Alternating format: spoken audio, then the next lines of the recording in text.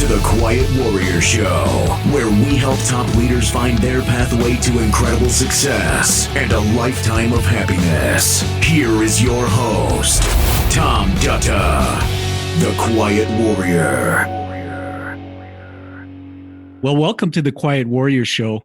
My name is Tom Dutta, and I am the Quiet Warrior. I'm excited to have on the show today Mr. Terry Whalin. Hey, Terry, welcome to the show. Tom, wonderful to be here. I'm very honored to have this opportunity. It's awesome. Magic of technology. I think you're down in Denver, Colorado. Is that correct? That's right. I'm in a suburb of Denver here. We have 2 kids and 5 grandkids is why we live here. Okay. Well, I've been to that city. It's a beautiful place. So, Terry, I'm going to just start off by turning it right to you because this is all about you. Tell us in a minute or so, tell us a bit about yourself. Well, Tom, I majored in journalism in college at Indiana University, and I thought I was going to be a hard chasing story newspaper kind of guy. But about halfway through my sophomore year, I read a book that changed my life and changed the course of my life, actually. And so instead of going into journalism, I went into linguistics for 10 years and spent 3 years among the Southwest Kaqchikel people in Guatemala. I worked on the start of a New Testament down there. And then I returned to my writing years ago, started in magazine work. I've been a magazine editor, and then I started writing books. My first little book, a children's book I did, came out in 1992. And since then, I've written over 60 books for traditional publishers, all kinds of stuff that has crossed my path. I've co-authored more than a dozen books for different people, biographies, self-help, children's books, all kinds of stuff I've written.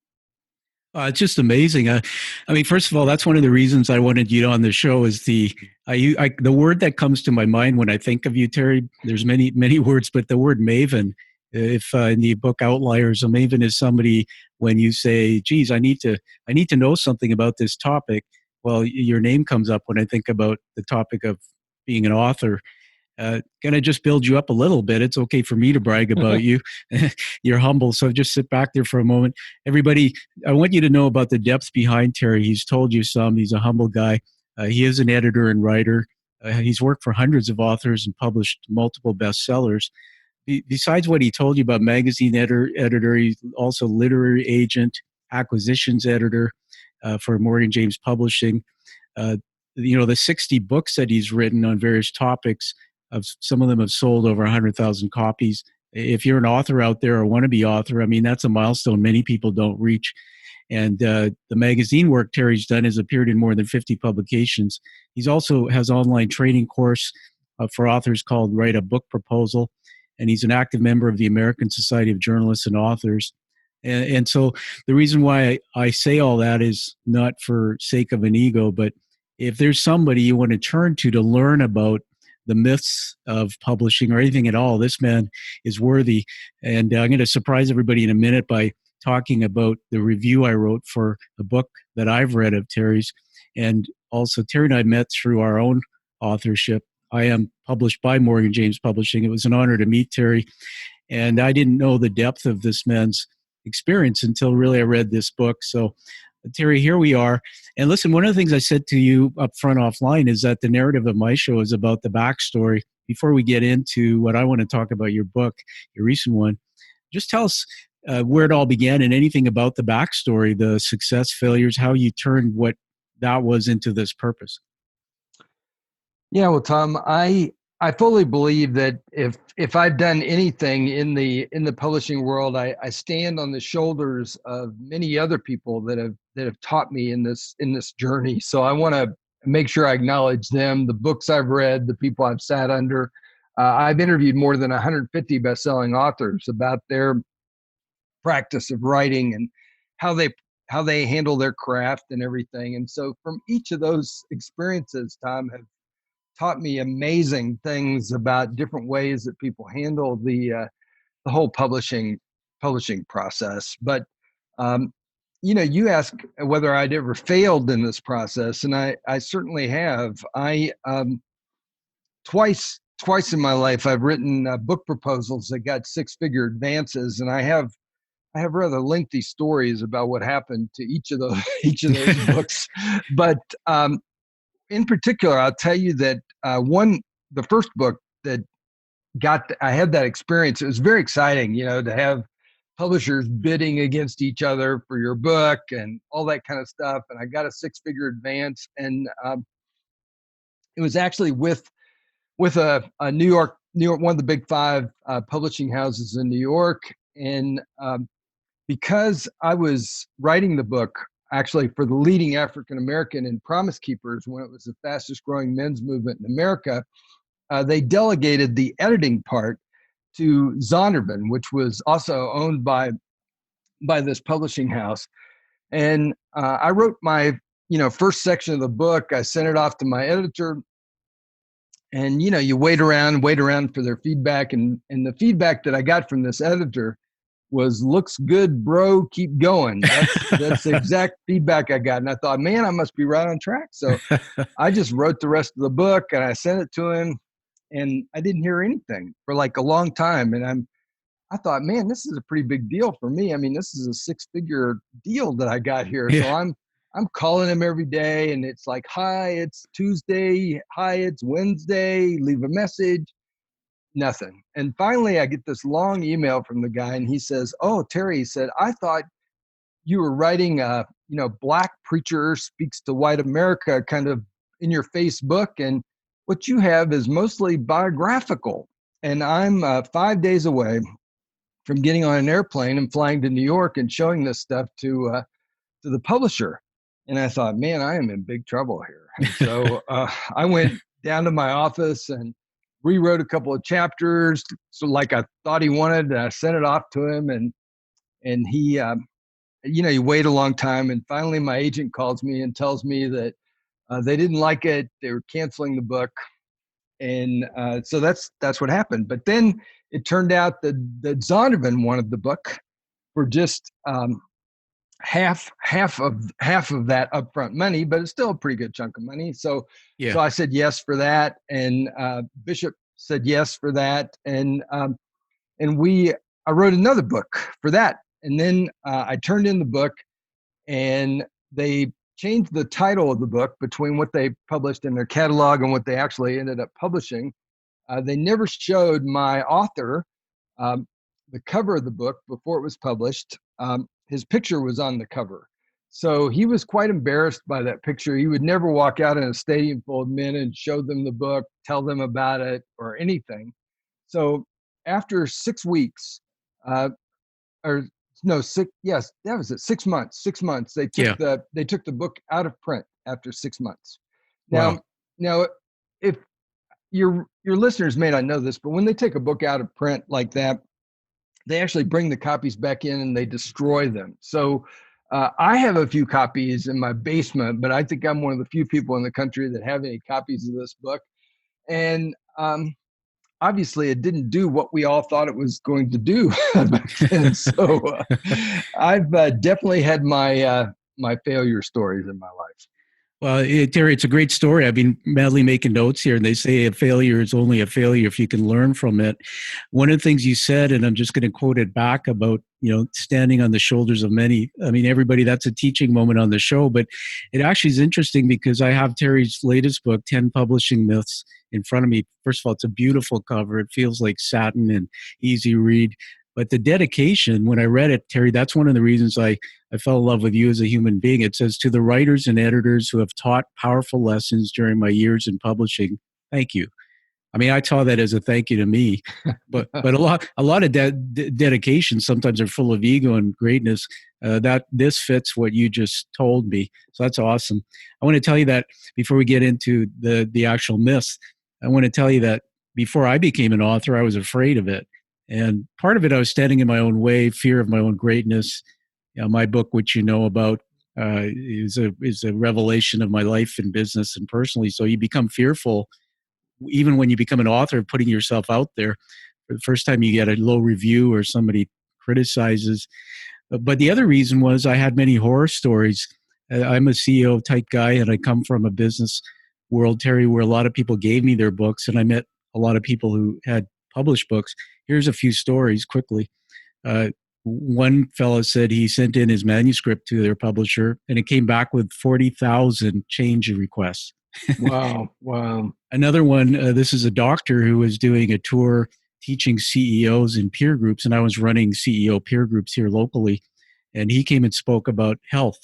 And he told me privately that in doing his book, the guy he did it with took $300,000 from him. Another story is a woman who is also a leader, and I know her fairly well. And she gave her book out at one event I put together, and she said, "I'll never do it again." I said, "Why?" She said, "I spent $50,000, and she has truckloads of books sitting in her car or in Wow. her basement." So these things turned me off about publishing. And then the other part of it, I thought before I became an author that, but wow, you write a book, you're going to become famous and you're going to make a lot of money until I lost my virginity becoming an author. And so I want to turn it back to you on this. Tell us, first of all, I'm going to honor the book here. Terry's written a book called 10 Publishing Myths, Insights Every Author Needs to Succeed. And there's three of them I highlighted, Terry, because we don't have enough time to talk about all of them. The first one is myth one: I will make a lot of money writing my book. The second one: my publisher will sell and promote my book. And then the 10th one: the life of a writer is glamorous. Now, Yeah. now, I can bring those all back to you, but I want you just to jump in, talk about this book, why you wrote it, and just give us some nuggets, get us excited about why these are myths. Yeah, Tom, I appreciate that. I wrote this book basically because for the last 7 years and even earlier than that, I've worked at two other publishers acquiring books. I've talked to hundreds of authors over the years, and I know that authors have these great ambitions and dreams and aspirations for their book. But what I often find is that they expect somebody else to be the person that's going to market, sell their book, get their book out there into the market. And I was actually guilty of that myself. I mean, I went to Mega Book Marketing University in 2007, and I'd written over 50 books at that point in my life. And my publishers were paying me advances. They were making beautiful books. They're putting them in the bookstores. Well, I thought they were responsible for selling those books too. But I sat there with over 400 people, and we were all taking notes and listening to these people. And all of a sudden, I realized that I wasn't taking my own responsibility for selling my own book. Uh, Jack Canfield, who I've heard a number of times, has this book called The Success Principles. And then in that book, which studies people that are successful, the very first principle is that I will take 100% responsibility for my own success. Yeah. And I wasn't doing that. I decided that I was going to change back then and be more responsible for my own success. Back then, I just had a little website, terrywhalin.com. That's all I was doing. Today, I've got all kinds of stuff out there online. I've got over 1,500 entries in my blog. I have 200,000 people follow me on Twitter, and just it goes on and on. Different things that I'm doing out there just to touch people and have the exposure so that they can know about me and hopefully buy the book at the end of the day. Yeah. I like what you said there. One of the things I learned, and a comment if you can, is that I was told, very quickly after I published that people buy you first, they don't buy your book. And my publisher, Morgan James, they said at my red carpet event, which is a reveal of the book and get together with many authors, that they form relationships with people, not just their books. And so I think this goes to what you said. It's really about you and creating a brand around your book so people notice your book. Talk about the one about making a lot of money writing a book. I honestly didn't think I would make a lot of money writing a book. Maybe it's because of my business background, Terry, that I realized, I'm going to monetize my book by creating things that I can do with it. For example, public speaking. If I speak, I'll sell my book. I do training, leadership workshops, so I'll bundle that into my services. Excellent. But I don't think this is known by most people, though. So just talk about what is the truth. I mean, some say you could, as an author, the average author makes, enough to go out for dinner maybe once a year. And then others make tens of thousands of dollars by monetizing the book with other things. Yeah, that's really what I've learned, Tom. Many authors think that they're going to make a lot of money, but I have the negative royalty statements to actually prove that that's not the case. But our friend Dan Miller that wrote 48 Days uh, was talking at a recent Morgan James event. He'd just done his taxes, and so he's a New York Times bestselling author, and he was pointing out that less than 2% of his income in 2018 actually came from royalties on his book. 2%. Yeah. Where most of us think, gee, a guy like that, he's got to be pulling in money from those publishers, but it's just not true. Yeah. So I was really trying to debunk that, but encourage authors that there are. Part of the focus of my book too is to encourage authors that there are things that they can do, and I was trying to help them see that there's lots that can go wrong in the whole publishing process, but there are they should take control of the things that they can control and kind of let the rest go, because they can't do anything about that anyway. Yeah, that's fantastic. I think that's such a teaching nugget there. And everybody, just listen to what Terry said. You can write a book and create significant income, but it's not just about the sales from the book. And so I'm glad we got that out of the way. I want to make a radical statement here, not asking for you to agree with it. Everybody knows I'm the quiet warrior, so I kind of put it out there. And it's about mindset. And so I've read many books, Terry, and there's different genres of books, as you rightfully said. But I find that a lot of people who write books, they've had this moment. I call it the in the hero's journey, the call to adventure, where something happens and you go on an adventure and you come back as a shaman or a guide to teach what you learned. Sometimes, though, the adventure is as a result of something not so good.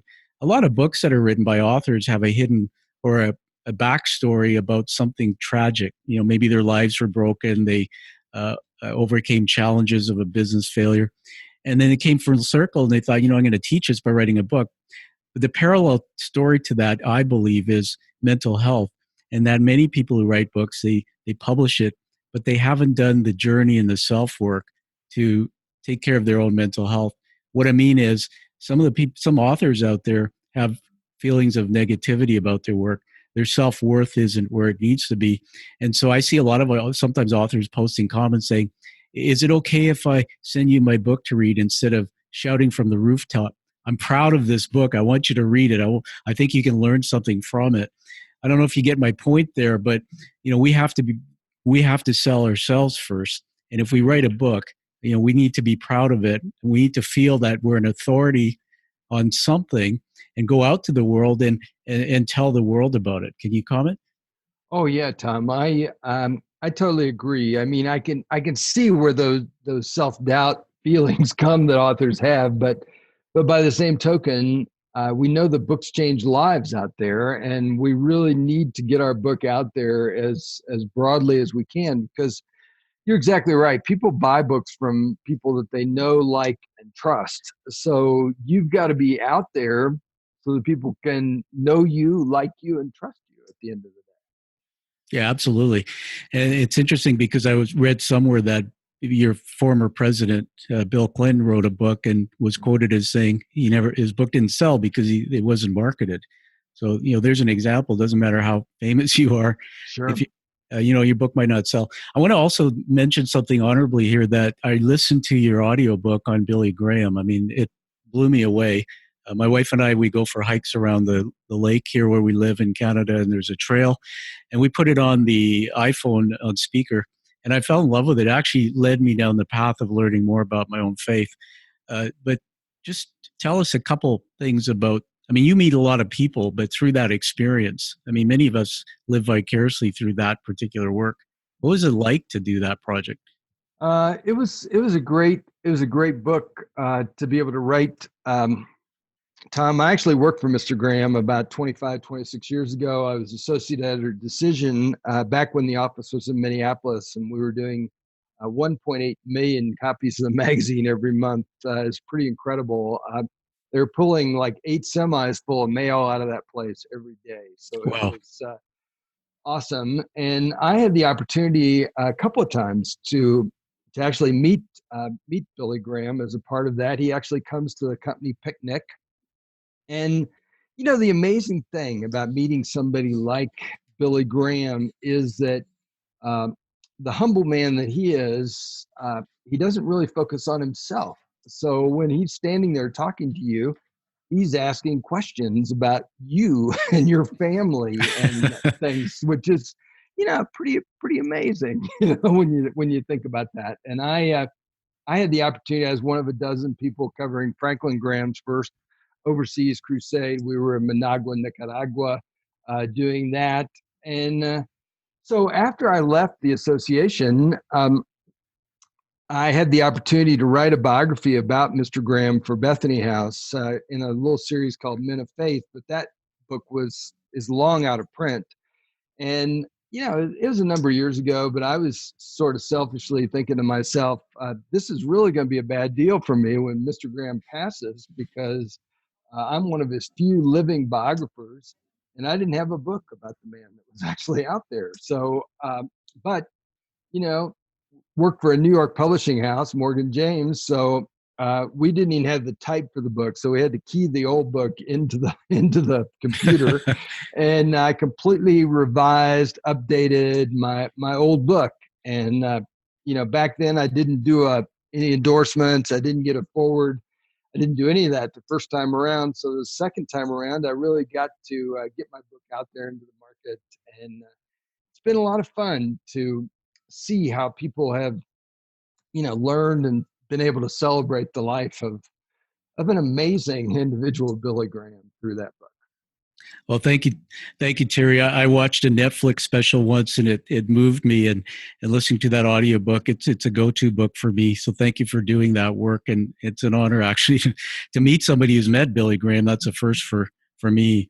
I have one more question for you, and then we'll turn it to you to get us where we can find you and your body of work. And the question is around a research study that was done it's actually a Canadian study, and it was done with 90-year-olds. And they asked 90-year-olds, what are your three biggest regrets at age 90? And the top three that came back, Terry, were didn't risk enough, didn't reflect enough, and didn't leave a big enough contribution. So with everything that you're doing here, and there's so much more we don't even know about, when you're done with this world, what will it look like from the contribution you're leaving? Well, that's a really good question, Tom. I don't know if anybody's ever asked me that, but I think my answer would be like sort of like Billy Graham's. He wanted to hear God say to him, "Well done, good and faithful servant." And you would think anybody on the planet that's going to hear that would be Billy Graham. But he wanted to hear that, and that's I guess where I am. That's why I get up every day. I work with authors. I work with my own stuff out there to really leave that kind of footprint out there where people can really find their own hope and their own inspiration through the stuff that I've put out. Well, thank you. That's awesome. And the next time you get asked that question, you can say, "I've heard that before from Tom Dutta, the Quiet Warrior." I look at your work in this way, Terry, and it's like this. I became an author, but it was somebody like you who encouraged me to do it. And before that, the world didn't know about my purpose. I look at you as somebody who now is magnifying. In other words, you have your own purpose, but I want you to know, and this is from my heart to you, that all of the people you've worked for and helped bring their stories to life, you're magnifying or multiplying your purpose around the world by bringing their stories to life. And it's simply changing the world. So well done. I want to read publicly here the review I've written online. I want it part of the show so it can be used as a legacy for you. I read Terry's book, 10 Publishing Myths, Insights Every Author Needs to Succeed, before doing this interview. And I wrote this on Amazon and on Goodreads. A great guide every author needs to succeed. Myself as a first-time author, W.Terry Whalin's book exceeded my expectations. Relatable, believable, because the author is an authority on writing, publishing, and acquiring books for the publishing industry. I never doubted the content. In fact, it cleared up several myths and validated what I learned as an author were truths. I like the easy to read format. Each chapter has one myth, and then there's an MBA, not a business degree, but a myth busting action at the end. Powerful accountability in the book. I took 2 learnings for it, and I'm actually actioning them as we speak. One of them included downloading a free ebook to expand my book marketing platform. Many more free stuff within. So great job, Terry. So just on the last word, I'll give it to you. Uh, tell us what where we can get a hold of all this stuff and you. Yeah, Tom, I do have a website for the book, 10publishingmyths.com, and they can get the book multiple places there, but they can also, there's also a pop-up box on that website that allows them to get the 11th myth, because one of my editor friends, Alice Kreider, wrote me back and she says, Terry, you're missing the 11th myth. I'm like, what's that, Alice? She says, well, the 11th myth should be, if I send my book to Oprah, she'll book me on her show. And I'm like, well, yeah, that's a good myth, Alice. And so I decided to write that chapter, is what I did. And it's designed exactly like the rest of the book, but not included in the book. So it's a way that people can get that without even getting the book if they want to. But that's where they can find out about the book. People can, Google my name. They can follow me on Twitter. There's a lot of ways that people can reach me out there. Well, that's awesome. I said you'd have the last word. I kind of lied because you said something that made me think about one more thing. So I guess as a host, I can do that. I wanted to go back to, you said when you started your journey, you read a book. First of all, you'll tell us what that name is, but also there's a lot of people I've met, including me, who didn't know how to write, but yet they want to do a book. What's your advice to people who have a lot of thoughts, ideas, but they can't, they're not professional writers, editors. So what do they do? I guess I encourage them to go ahead and write that book. Get up and get their manuscript going. That'd be a great starting place. If they need to write 500 words a day or whatever it is, to be able to get those thoughts down on paper as a starting point, and then use a professional editor, use a ghostwriter, get somebody co-author, get somebody to help you in that process is really what I would do.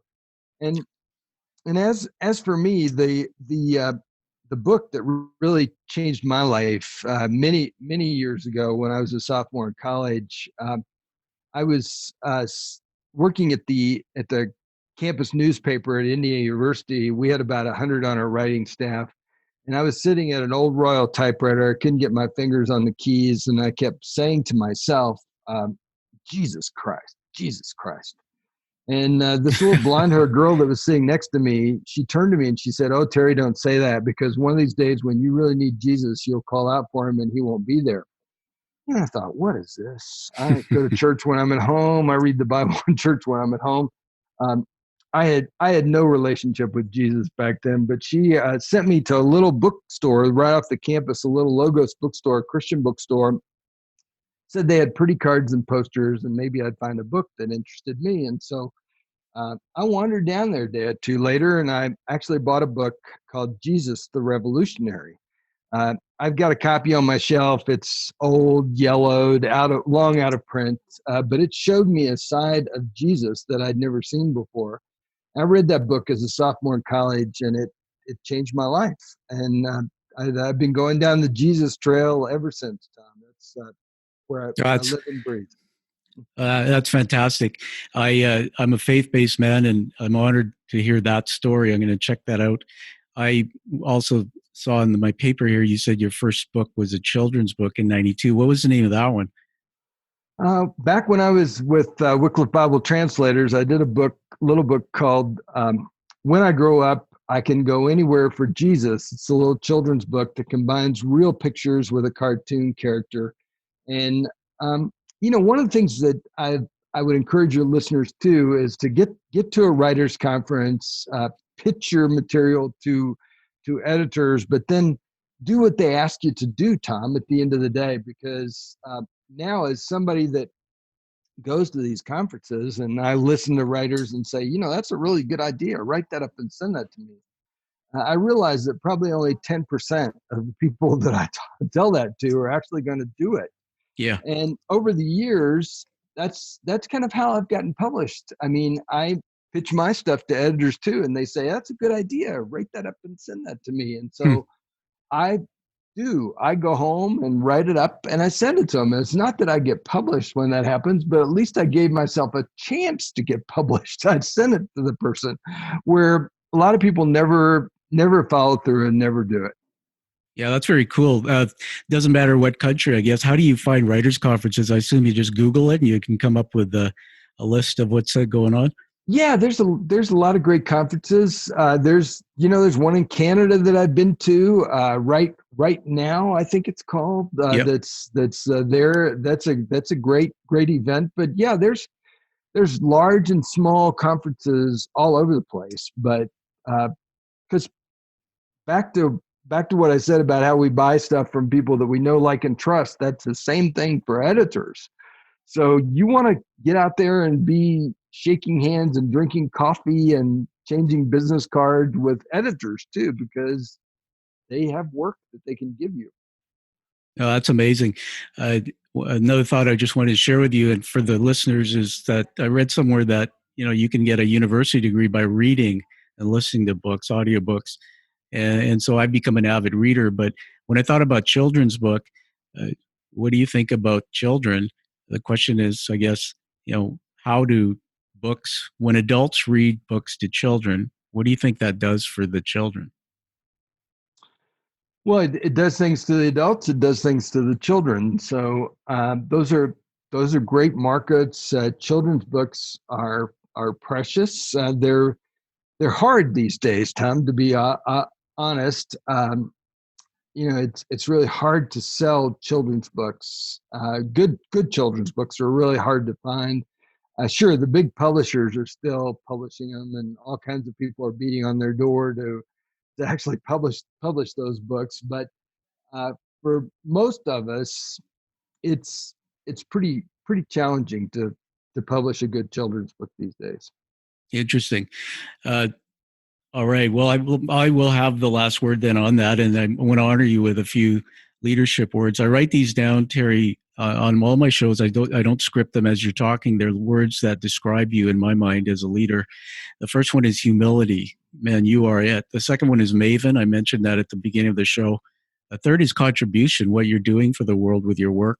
And fourth is leader. You call it servant leader, but you are a leader, sir. And I'm honored to have had this time.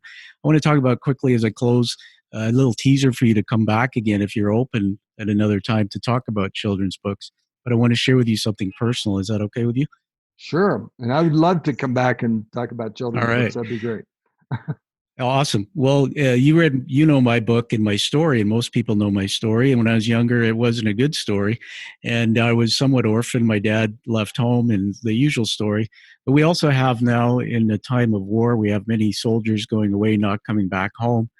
I have a friend who's a university professor in the United States, and he says, Tom, he said, half of my classroom come from broken homes. They don't have mom and dads. And I've had countless CEOs, types, leaders on my show who some of the backstories are they had to find another father or mother figure in their life because something happened and they didn't have one at an early age. And so I began thinking about this when I published my book. And this was an epiphany, but a couple months ago, because I've had a brain injury from a fall, I'm still progressing through that. So I've had memory issues and I'm getting better.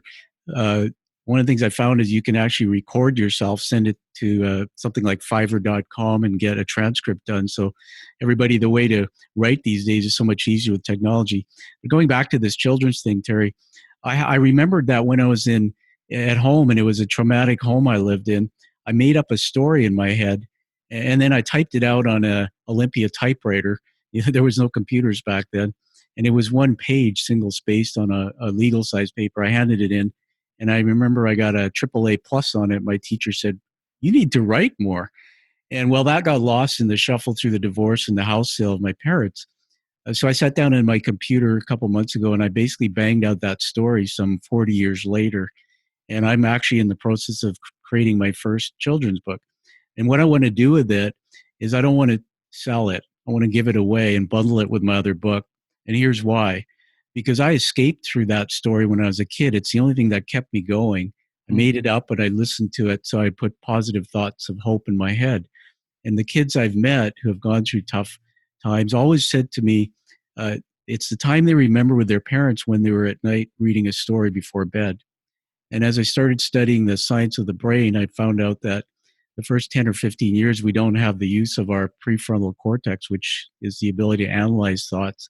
We just are, we react with emotion, and we have this fight or flight reaction. But everything we plant in the minds of our children in that first 10 years will shape their memories. It will trigger later as their leaders and human beings. And so wouldn't it be cool if we could do two things with my book?